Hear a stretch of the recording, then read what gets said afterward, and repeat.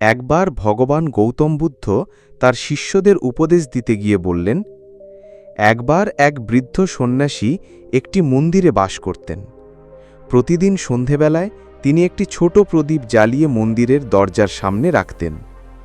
একদিন এক কিশোর এসে জিজ্ঞেস করল, বাবাজি, আপনি এত অন্ধকারে শুধু একটি ছোট প্রদীপ জ্বালিয়ে কী লাভ? চারপাশ তো আলোকিত হয় না।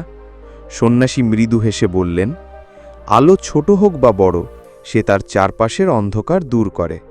আর যদি প্রত্যেকেই নিজের মতো করে একটি করে আলো জ্বালে, তবে গোটা পৃথিবীটাই আলোকিত হয়ে উঠবে। ছেলেটি মজা করে হঠাৎ প্রদীপটিকে নিভিয়ে দিল।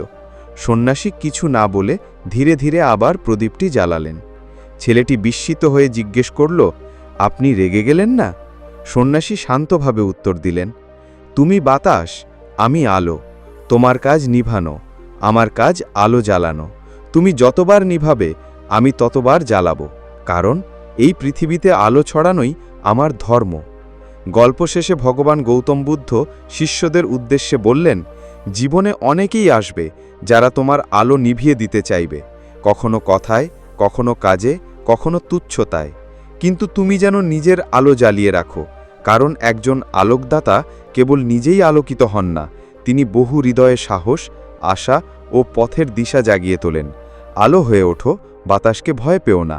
তোমার আলোই পৃথিবীর অন্ধকারে কারো নতুন ভোরের সূচনা হতে পারে।